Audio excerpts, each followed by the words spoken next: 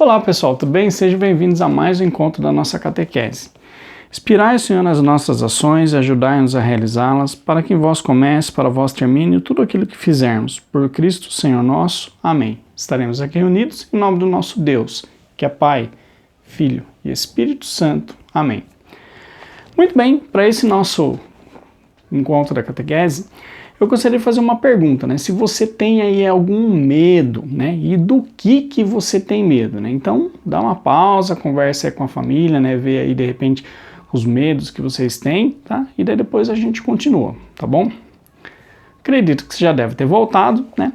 Então, quase todo mundo tem medo de alguma coisa, né? Que nem no meu caso, né? Se for pegar hoje, eu acho que eu diria assim que eu tenho medo de cachorro, né? Então, é uma coisa que assim, eu tô andando na rua, nossa, quando vê cachorro parece que é um imã assim, né, que o cachorro pega e vem, né, e começa a latir. Então passa 10 pessoas, né, ali o cachorro não late, eu passo, o cachorro late, né, então é uma coisa assim. Mas quando eu era pequeno, né, eu tinha medo do Michael Jackson, né, então não sei se já cheguei a comentar isso aí em algum outro encontro, né, mas na época tinha aquela música do Michael Jackson, né, o Thriller, e por conta disso aí foi uma coisa assim que eu fiquei com muito medo do Michael Jackson, né, e na época também quando eu era criança, mais ou menos nessa época aí, começaram a descobrir lá aquele médico alemão, né, chamado Joseph Mengele, que matou um monte de gente na época da guerra, então assim, né, direto passava na televisão, no jornal, tudo. Então eu lembro que falava o nome, né, Joseph Mengele, ai, nossa, eu ficava morrendo de medo, né, e eu tava lembrando, né, que quando a gente tá com medo, a gente tem aquele negócio de se cobrir com a coberta, né, e pode estar um calor insuportável, né? Você tá ali suando, mas tá debaixo da coberta, parece que tá protegido, né. Dá a impressão assim que parece que Deus deu uma bênção especial nas cobertas, né?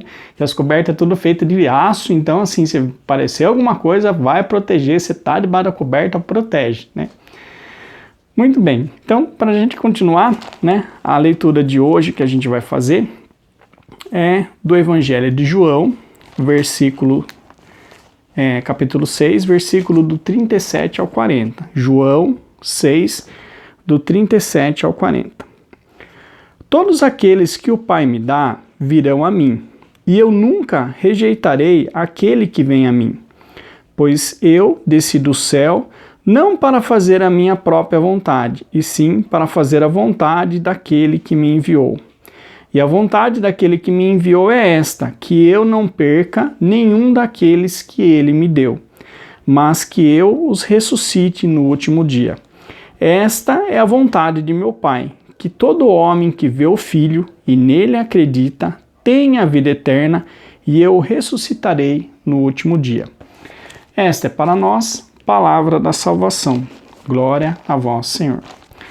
Muito bem.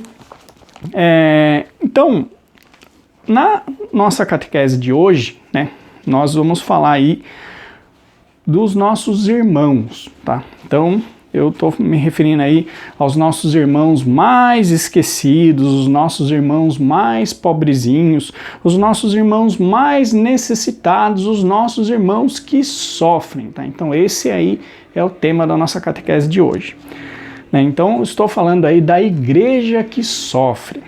E daí, com certeza, você deve estar se fazendo essa pergunta, né? Quem que é a igreja que sofre? Então você está falando aí dos doentes? E não estou falando dos doentes. Você está falando então dos favelados, as pessoas que moram nas favelas. Não, também não estou falando deles. Você está falando então dos mendigos, as pessoas que dormem na rua, não tem onde morar. Também não é deles que eu estou falando.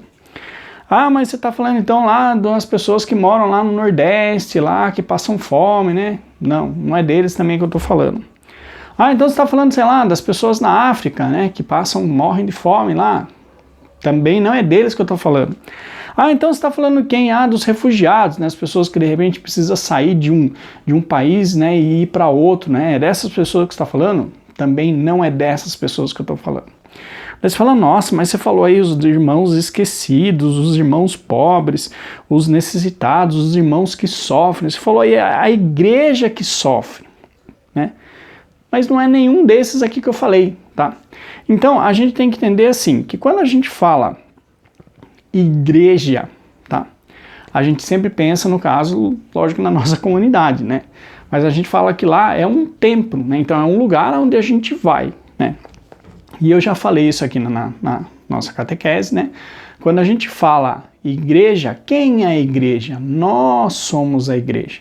Só que a gente não pode esquecer que a igreja é, né, assim, porque a igreja a gente fala que ela é a esposa de Cristo, tá? Mas a igreja, ela tem, por assim dizer, 3 dimensões. Então a gente poderia dizer, de certa forma, que existem 3 realidades da igreja, tá? Então a gente tem a primeira delas, que somos nós, né, que estamos aqui andando, né, na Terra. Então a gente tem um termo aí que a gente chama de igreja peregrina, tá? Às vezes vocês podem ouvir aí a igreja que caminha, tá? Tem um termo também que às vezes aparece, igreja militante. Eu não gosto muito desse termo militante, que parece que tem a ver meio que com partido político, tá? Mas a gente pode pegar aí a igreja peregrina, eu acho que é um bom título, tá? Mas assim, o título de militante também aparece, tá?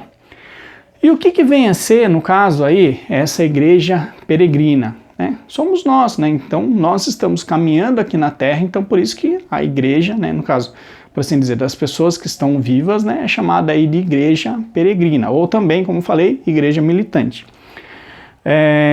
Se a gente for lembrar lá na missa, né, quando o padre fala, né, tem uma hora lá que o padre fala, né, a igreja peregrina neste mundo, né, então somos nós, né, que estamos vivos. Daí, a partir do momento que a pessoa morre, né, a gente tem, por assim dizer aí, outras 2 realidades da igreja. Então uma é a que a gente chama aí da igreja triunfante ou igreja gloriosa, né? Que são o quê? Os santos, os anjos, né? E aí todas as pessoas que já morreram e já estão na glória de Deus. Por isso que a gente fala igreja triunfante ou igreja gloriosa, tá? Mas a gente tem uma outra realidade, tá? Por assim dizer, uma outra igreja, né? Que a gente chama aí de igreja padecente, tá? Que é o tema da nossa catequese de hoje, que é o que eu falo aí da igreja que sofre. E quando eu estou falando aí no caso da igreja padecente, tá? Por mais que eu falei, aí eu citei, né, os doentes, os favelados, os mendigos, né? Então, eles compõem aí, junto conosco, a igreja peregrina. Quando a gente fala aí a igreja que sofre, a igreja padecente, nós estamos falando aí das almas das pessoas que já morreram, né? Então aí são os falecidos, mas que ainda não chegaram até o céu, tá? Então, vamos procurar entender. Primeira coisa, né? Eu até marquei aqui, não ter medo. Né? Então, quando a gente fala, ai, nossa, a pessoa que morreu, né, a gente geralmente tem aquele negócio, ai, nossa, vai vir de noite, vai puxar o meu pé, né, ai, espírito da pessoa que morreu, né, e daí tem gente que fala que, ai, que fica andando por aí, né, então, assim, isso não tem nada a ver com a doutrina da igreja, tá? Então, primeira coisa, a gente não precisa ter medo das pessoas que já morreram, tá? Se por um acaso, só estou abrindo um parênteses aqui, tiver acontecendo alguma coisa que de repente, sei lá, você tá com medo aí de alguma pessoa que já morreu, alguma coisa assim, existe uma, assim, eu tô falando sem medo de errar, tá? Não é necessariamente a pessoa, no caso, que morreu, que está fazendo alguma coisa, tá? Então a gente pode pensar aí no caso aí como se fosse os demônios, tá? Então seria no caso aí a ação deles. Por que eu tô falando isso, tá? Porque nós, tá? Quando nós morremos, a gente passa por uma coisa que a gente chama de juízo particular. E no momento ali da nossa morte, já é traçado o nosso destino. Então, se nós morrermos na amizade com Deus, tá? Nós vamos aí ganhar o céu. E se nós não tivermos aí uma amizade com Deus, nós vamos para o inferno. Tá? Então, lembra que quando eu dei aquele encontro lá a respeito de Nossa Senhora de Fátima, eu comentei a respeito disso, né, que Nossa Senhora de Fátima falou dessa questão, né, olha, tem muitas pessoas que vão para o inferno porque não tem quem reze por essas pessoas, né, então Nossa Senhora pediu aí para nós fazermos sacrifícios e orações pelas pessoas, tá? Mas a gente tem que entender assim, no momento que a pessoa morre, né, ela, no caso, vai ser julgada e ela vai ter noção ali de todos os pecados que ela cometeu. E nesse momento, né, a pessoa, por assim dizer, ela vai fazer uma escolha. Ou ela vai escolher por Deus, ou ela vai escolher ficar contra Deus, tá? Então, basicamente, só tem essas duas escolhas. E se a pessoa, no caso, escolher não ficar do lado de Deus, ela vai para o inferno, tá? E a gente pode entender isso daí também como, assim, a pessoa não se arrependeu dos pecados que ela cometeu, tá? Então, no momento que a gente morre, a gente vai ter consciência de todos os pecados, de tudo que a gente fez de errado, mas se a pessoa não quiser se arrepender, não tem o que fazer. Então, Deus não pode dar o perdão para a pessoa e daí a pessoa vai para o inferno. Só dando um exemplo, tá? Eu lembro que uma vez eu participei de uma palestra e um padre, ele contou a respeito de uma confissão que ele fez, né? E ele falou que foi assim, lembrando que o padre não pode contar uma confissão, mas nesse caso aí ele não chegou a confessar a pessoa, né? E o que ele falou foi o seguinte: ele foi até uma casa de um senhor que já estava na família, assim, o médico já tinha dado, falou, ó, não vai durar muito tempo mais, né? A pessoa já está para morrer. E eles chamaram o padre para confessar essa pessoa, né? E quando o padre foi, né? No caso, entrou lá no quarto, né? Tinha uma cadeirinha, o padre sentou. Ele falou: o senhor gostaria de se confessar? E o cara falou: não. Daí o padre pegou e estranhou, falou assim: mas o senhor não quer se confessar? O senhor não quer contar seus pecados? O cara falou: não. O padre falou: mas o senhor tem certeza? O senhor não quer, né, rever aí, pedir perdão para Deus dos pecados que o senhor cometeu, né, durante a vida aí inteira? Daí o cara falou assim: olha, eu vivi a minha vida inteira sem precisar de Deus, eu nunca precisei de Deus para nada, não vai ser agora, na hora da minha morte, que eu vou precisar de Deus. Pode ir embora. Diante disso, o que o padre fez? Ele levantou, né, porque o cara não quis se confessar, e ele saiu, né? Daí a família veio: ele confessou. O padre falou: viu, não pude confessar. Mas o senhor tinha. Ele falou: viu, não tem o que fazer, ele está consciente, ele sabe o que ele quer, e ele falou que ele não quer confessar, não posso obrigar uma pessoa a confessar.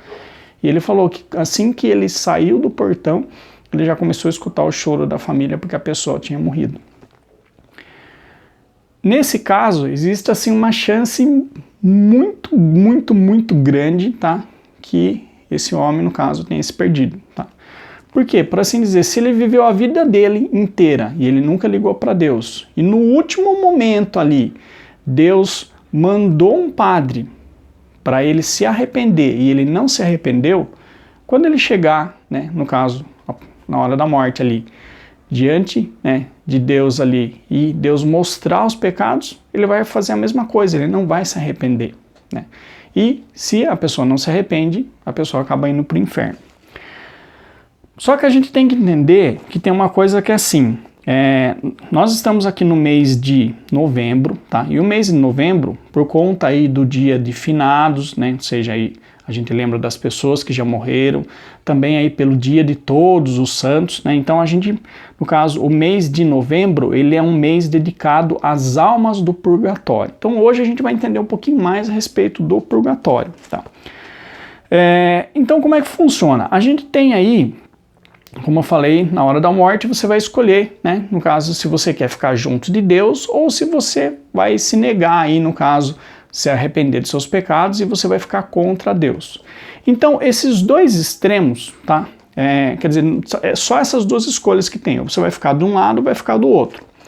Se a pessoa, então, for muito ruim, né? Se ela não se arrepende, ela vai para o inferno. E se a pessoa for boa, ela vai para o céu. Só que, para você entrar no céu, você tem que estar totalmente limpo, sem nenhuma mancha, tá? Sem nenhuma, por assim dizer, nenhuma manchinha de pecado, tá? Então você tem que ser santo para entrar no céu, tá? Então no céu você só entra se você for santo. E se a gente for ver, digamos assim, então a gente pega aí grandes santos da nossa igreja, né? Então assim, se a pessoa levou uma vida de santidade, foi uma pessoa muito boa, uma pessoa muito santa, que amou muito a Deus, tá? Então, para assim dizer, a pessoa morreu, ela já se encontra com Deus, ela vai direto para o céu. Mas a grande maioria, tá? No nosso caso aí de nós, né, que somos aí cristãos, que acreditamos em Deus, né, que nos esforçamos, mas a grande maioria, tá? Então, os padres falam aí 99,99%. Então, quer dizer, praticamente assim, se você não for um santo, tá? Existe uma grande chance de que você vá ter que passar por um lugar chamado purgatório. Então, o purgatório, ele faz parte da doutrina da igreja, tá?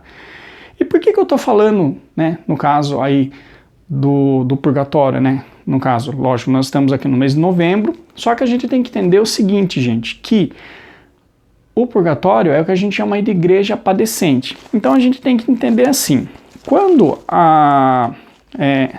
no caso, os pecados que a gente comete, a gente confessa, lógico, né? A gente vai para o padre, chega lá e fala, ó, padre, eu pequei, fiz isso, isso e isso de errado. E o padre nos dá o perdão do pecado. Só que a gente tem que entender que o pecado, ele é como se fosse, por assim dizer, uma ferida. Então é como se, digamos assim, eu tivesse feito um corte no meu braço. E quando Deus dá o perdão, esse corte cicatriza, né? Vai fechar ali, vai sarar esse corte. Só que vai ficar uma cicatriz. Então, quer dizer, vai ficar uma marca ali, né? Então, quer dizer, o pecado, ele tem essa questão, né? Tipo, mesmo os pecados que já são perdoados, né? Ele deixa uma marca na gente. E quando, né, nós, no caso, para nós entrarmos no céu, nós temos que também nos livrar dessas marcas, tá? Então, assim, o pecado, ele tem duas coisas que acontecem, né? Primeiro é a culpa, né? Então nós ficamos aí com uma culpa pelo pecado que nós cometemos. E a gente tem isso daí, lógico, com a confissão, né? A gente elimina essa culpa. Só que ele também tem uma pena, né? Quer dizer, o estrago, como eu falei, como se fosse a cicatriz que fica na gente, né? E isso, né, para a gente pagar, exige um negócio que a gente chama de pena temporal, né? Então a gente tem, por assim dizer, né, com um determinado tempo que a gente vai pagar, por assim dizer, aquele estrago que a gente fez, tá? Eu lembro que eu estava vendo um vídeo, né, e o exemplo que o padre deu é, por exemplo, imagina, sei lá, uma pessoa aí que de repente tem, um exemplo, a pessoa fumou aí a vida inteira, daí a pessoa falou, parei de fumar, quer dizer, a pessoa não está mais fumando, só que, por assim dizer, todo aquele tempo que a pessoa fumou, né, o pulmão dela ali vai, né, demorar um certo tempo até, por assim dizer, o pulmão dela voltar a se limpar de novo, né, então é essa mais ou menos a ideia aqui, por conta disso, né, que a gente tem, no caso, que passar pelo purgatório, tá?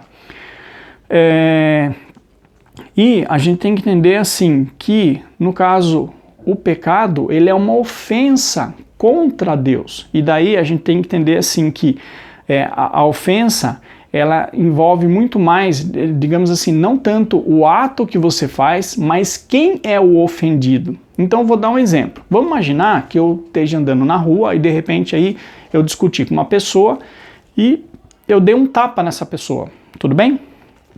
Se for uma pessoa como eu, uma pessoa normal, deu um tapa, lógico, a pessoa ficou ofendida, mas assim, não vai acontecer nada muito absurdo. Agora, se eu der um tapa num policial, se eu der um tapa num vereador, se eu der um tapa aí num prefeito, existe uma grande chance de que eu acabe, às vezes, até sendo preso. Por quê? É a pessoa para quem eu ofendi. Quer dizer, eu ofendi quem? Eu ofendi, né, uma pessoa aí importante. Imagina, de repente, sei lá, eu ir lá e dar um tapa no presidente, dar um tapa na rainha da Inglaterra, né? Então, você vê que existe essa condição, né? Você fala, nossa, né? Quer dizer, é o mesmo tapa que eu dei, só que assim, pelo fato da pessoa ser importante, isso daí acaba interferindo, tá? E no caso, pensa daí assim, e Deus, né? Então, o pecado é uma ofensa contra Deus. Então, de certa forma, é como se eu estivesse dando um tapa na cara de Deus.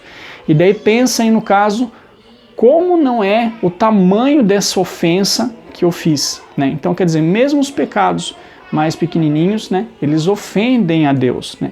Lógico que pelo amor e pela misericórdia de Deus, né, ele nos dá o perdão. Só que a gente tem que entender que sempre vai ficar essa marca, né, essa cicatriz, e é isso que a gente vai ter que pagar no purgatório, tá? Então, só um minutinho. Muito bem, bom, voltando, né? Então, os santos, né, principalmente a gente tem uma santa chamada Santa Catarina de Gênova, né, ela fala assim que o purgatório ele é um lugar aí de muito sofrimento, né? Então ela fala assim que não tem como a gente medir aí o sofrimento que essas almas estão passando lá, né? E só que tem uma coisa, né? Só tem uma porta de saída. Então a gente não pode esquecer disso, né? Que quando a pessoa ela está no purgatório, por mais que ela esteja sofrendo, né? Ela sabe que já está salva. Ela sabe que ela já vai estar o céu garantido. Então ela sabe que ela tem ali um profundo amor por Deus, porque ela sabe ali que Deus a ama, que Deus perdoou os pecados, que Deus deu ali toda a chance, né? Que Deus já deu o céu para ela. Só que existe uma coisa que o que é, né? Elas sofrem principalmente porque elas não podem ver Deus. Então elas sabem que elas estão ali para se purificar, né? No caso ali para pagar por esses pecados, né? Para se tornarem santas de verdade, para daí sim elas poderem entrar no céu, né? E encontrarem com Deus, né? E a doutrina da igreja fala para a gente a respeito desse fogo purificador, né? Então, no caso, lá no purgatório, né, eles falam que existe aí um fogo, né, que é um fogo aí que purifica, né, quer dizer, que por mais que ali que eles estejam sofrendo, né, mas a gente tem essa questão do amor, né, e elas sofrem, né, por amor à justiça, né, no caso ali, por causa dos pecados que cometeram, né, só que daí a gente tem que entender assim, que se a gente não pagar os pecados que a gente cometeu aqui na Terra, a gente vai ter que pagar depois no purgatório, né? Então a gente tem que reparar, e a vantagem é que, vamos colocar assim, aqui na Terra é muito mais fácil do que a gente depois ter que pagar lá no purgatório, né? E eu lembro que, assim, tem uma coisa, né, que a gente tem que entender que as nossas orações, elas podem ajudar as pessoas lá do purgatório, quer dizer, as almas que estão sofrendo lá no purgatório. E não só as nossas orações, mas as orações, o nosso jejum, se a gente fizer penitência, se a gente der esmola, quer dizer, aí ajudar a igreja, ajudar alguma coisa, né, colocar aí nas intenções, aceitar os nossos sofrimentos, né? Então tudo isso daí é um ato de caridade que a gente pode estar fazendo e a gente pode estar oferecendo para as almas do purgatório. Da mesma maneira, né, as missas, né? Se a gente aí manda rezar uma missa para uma alma, né? Isso daí também pode servir aí para aliviar o sofrimento delas, né? E eles falam aí que a minha devoção, ela também interfere, né? Então quer dizer, se eu, por assim dizer, assisto uma missa na intenção aí das almas do purgatório e eu tô ali com o coração contrito, quer dizer, eu amo a Eucaristia, né? Eu tenho essa coisa, né? Vai ter muito mais valor do que de repente eu simplesmente assistir a missa assim, né? E não dar tanto valor, né? E a gente pode também oferecer a nossa comunhão, né? Então quando a gente comunga a gente pode aí oferecer pelas almas do purgatório, né? Então tudo o que a gente fizer, né? A gente pode no caso aí tá fazendo e tá oferecendo lá pelas almas. E daí a gente tem que entender que é uma coisa assim, se a gente for ver, até mesmo quando Nossa Senhora apareceu lá em Fátima, né, ela colocou isso daí pra gente, né?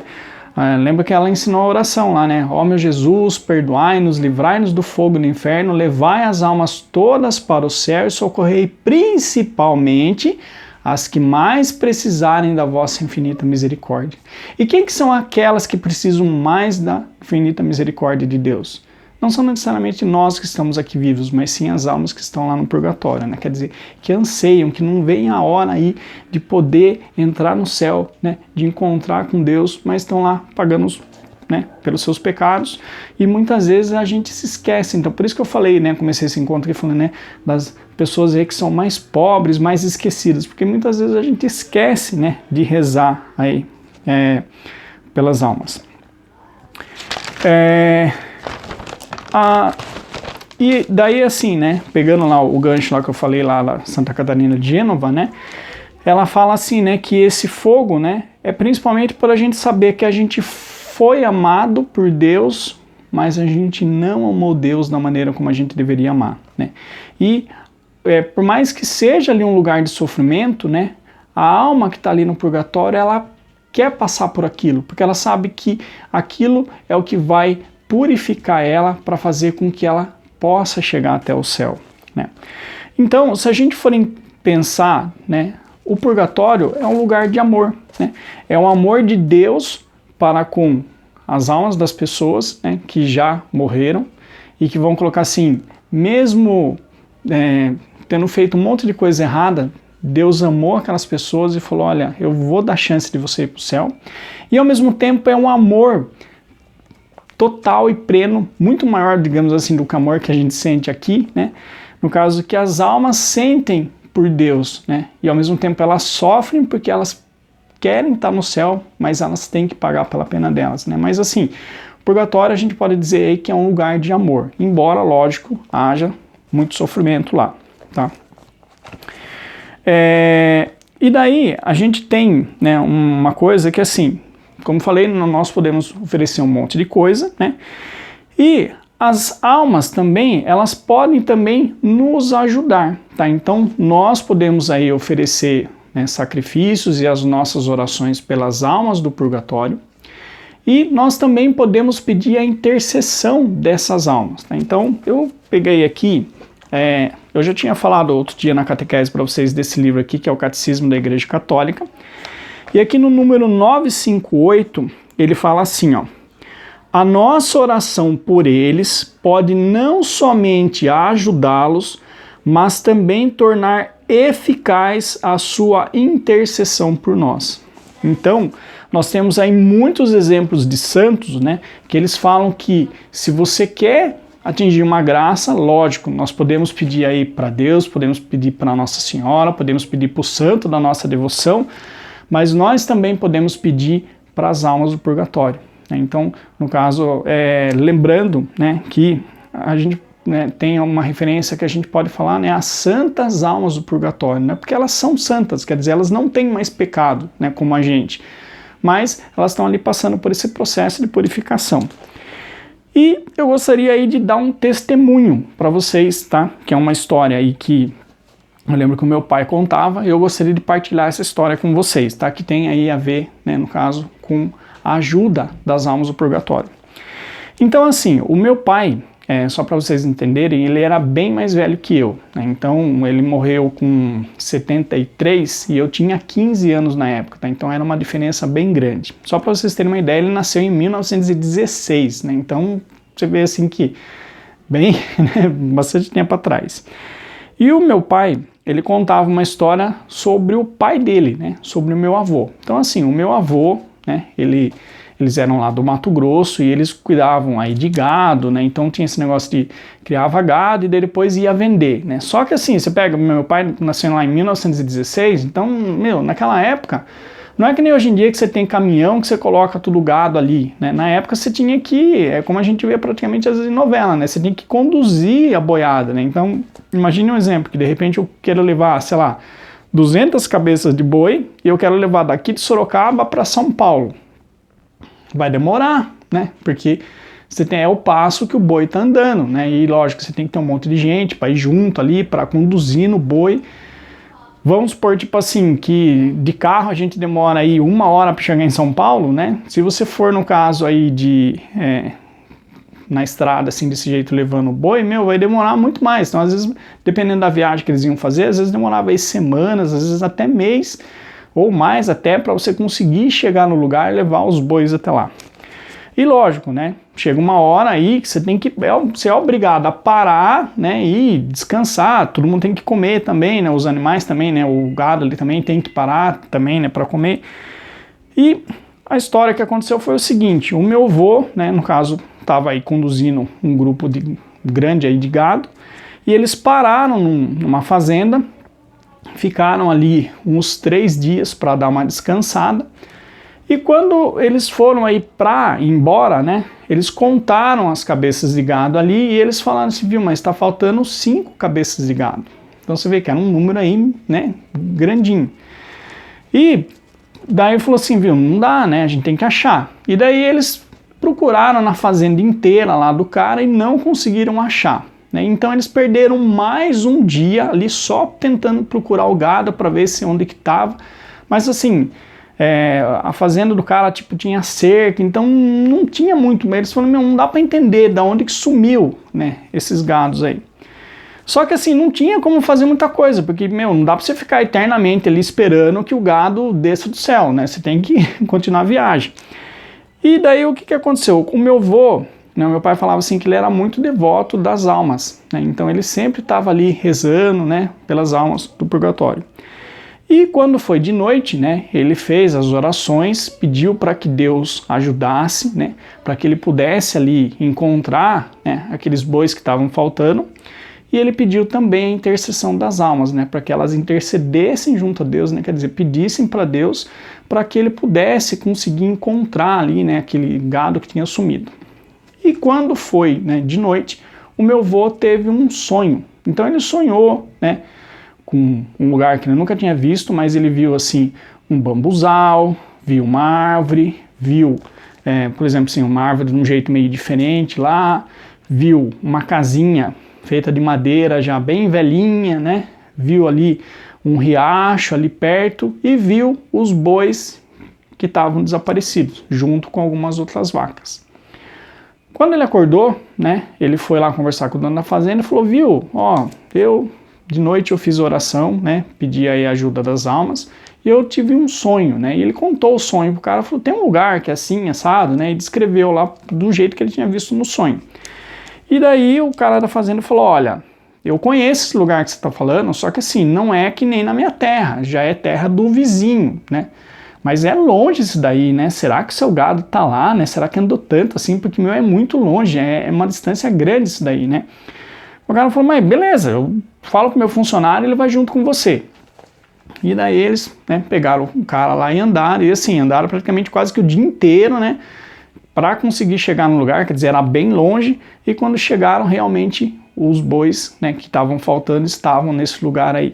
Bom, então isso daí é um testemunho que eu gostaria de estar dando aí, no caso, né, uma história que eu lembrei que meu pai contava. Ponto. Uma coisa muito importante. Isso, do jeito que eu contei aí, né, um sonho, né, é raríssimo,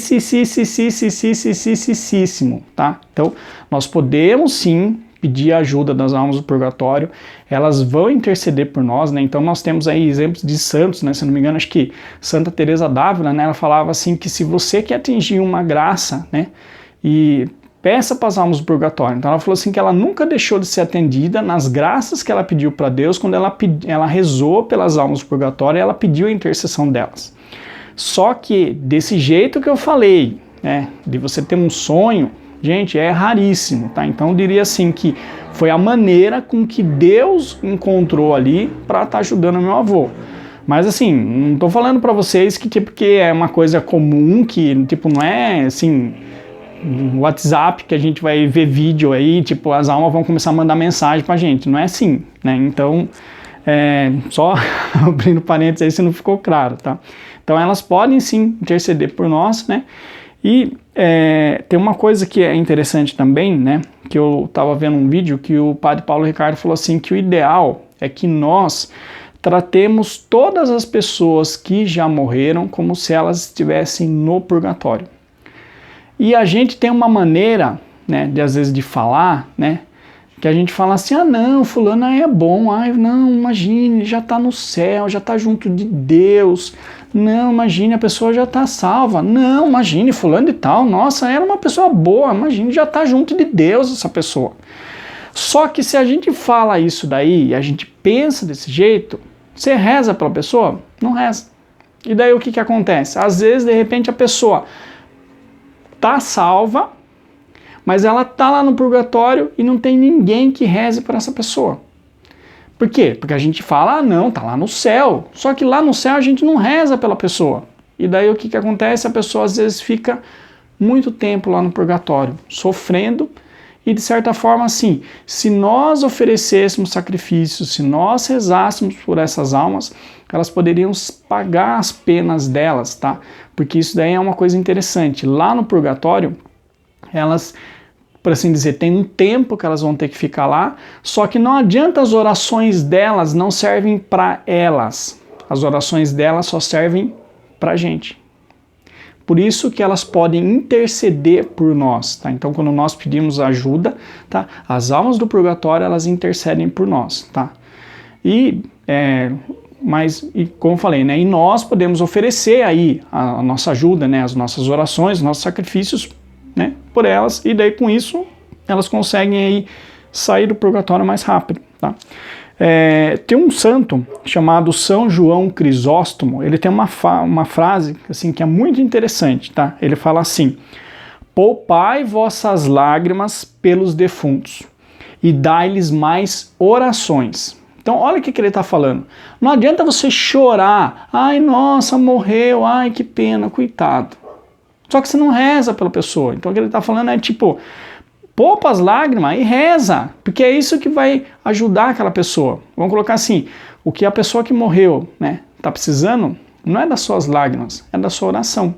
Eles falam, nossa, Luciano, mas como você é ruim, você está condenando todo mundo ao purgatório, está falando que todo mundo fica lá no purgatório. Gente, assim, os padres falam que praticamente 99% e mais um pouco lá das pessoas tem que passar, todo mundo vai ter que passar isso daí, né? Nem que seja um pouquinho lá.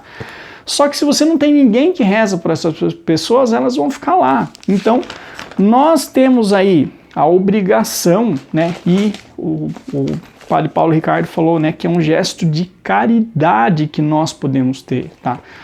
Para com essas almas, né? Então, a gente tem que rezar por elas, né? Só que assim, é muito mais válido para elas, por assim dizer, uma Ave Maria que você faz do que uma lágrima do que você derrama, tá? Então, porque as nossas orações vão sim servir para aliviar o sofrimento delas, tá? Bom, então agora a gente chegou aí no momento do nosso agir, tá? Na verdade, esse encontro de hoje, eu dividi ele, tá, em mais um pedaço, tá? Então a gente vai continuar esse encontro na semana que vem. Só que na semana que vem, como daí, vamos colocar assim, nesse encontro, eu já dei uma introdução, então vocês já sabem o que é purgatório.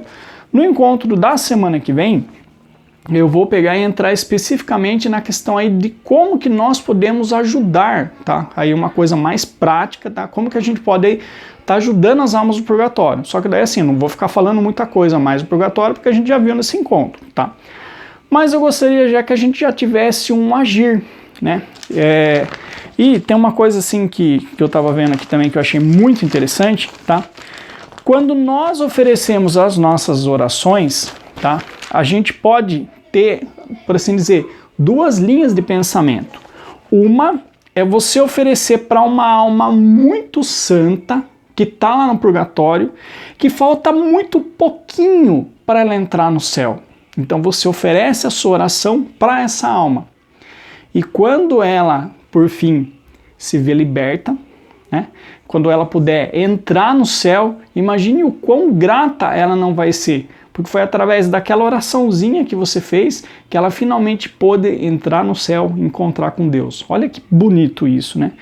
E uma outra maneira também que a gente pode fazer é oferecer aí para a alma mais esquecida, aquela, por assim dizer, que acabou de entrar, de repente que está lá há vários anos, mas que ninguém lembra dela, ninguém reza por ela. E lembra o que eu falei, né? Eles têm um tempo para ficar lá. Só que se ninguém ajuda, eles vão ficando lá, né? Então, quer dizer, de repente a pena muda de uma pessoa para outra, mas imagine, por exemplo, de repente a gente poderia estar rezando, a gente poderia estar livrando as almas lá do purgatório, só que elas vão ficando lá, né? Então a gente tem essas duas linhas de pensamento, né? Você oferecer para uma alma muito santa, que falta muito pouquinho, ou para aquela aí que está mais necessitada, quer dizer, está muito tempo lá e ninguém reza por ela. Então esse é o nosso agir, né, de hoje. Então para a gente aí fazer uma oração, tá? E aí vocês podem, lembrando daquela ideia lá, né, das rosas vermelhas e rosas brancas para Nossa Senhora, então vocês, no caso, podem oferecer aí pelas almas do purgatório, tá? E daí vocês podem, no caso, fazer uma oração, pode também aí, se vocês quiserem, fazer um jejum, tá? Então, no caso, faz tipo assim, um jejum pela semana, por exemplo, não vou beber refrigerante, não vou fazer alguma coisa, né? Então a gente, no caso, ou de repente se você tira aí alguma refeição, se você puder, né? E a gente também oferece aí esse pequeno sacrifício aí pelas almas do purgatório, tá? Então, esse que é aí o nosso agir dessa semana, tá? E, como eu falei, à medida que nós rezamos pelas almas do purgatório, né? Mesmo sem a gente saber, né? Mas o que acontece? Quando essa alma finalmente chegar no céu, a gente vai ter um amigo lá no céu, né? Imagine que bonito que vai ser quando a gente puder, né? Se a gente tiver a graça, né? Deus nos dê a graça da gente também poder chegar no céu, né? Imagine de repente você, quando chegar lá, vir uma pessoa que você nunca viu, né? E a pessoa vir e falar assim, olha, muito obrigado, foi através das suas orações que eu vim aqui. Olha que legal, né? Bom, só um minutinho. Por sobre as nuvens existe um lindo céu, maravilhoso céu, morada dos anjos. Por sobre as nuvens existe um trono, cujo rei está sentado à direita de Deus. Céu, lindo céu, é o lugar onde eu quero viver para sempre. Céu, lindo céu, é o lugar que meu Deus preparou para mim. Céu, lindo céu, onde com os anjos eu cantarei,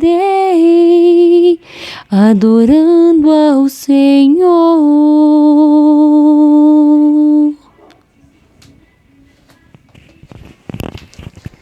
Muito bem, então, para a gente encerrar esse nosso encontro, né, que a gente possa, como, acho que, só relembrando, né, a nossa catequese, a gente tem, né, por causa dos nossos pecados, a gente vai ter que pagar, né, no caso, aí, pelas marcas que os pecados deixam na gente.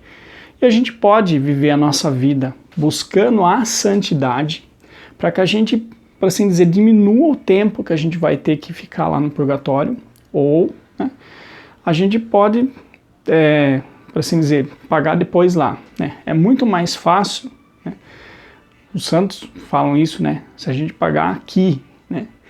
E tem um santo que ele fala, né, que vai ser muito mais fácil, né, a gente passar por lá se a gente ajudar as almas que estão sofrendo lá também.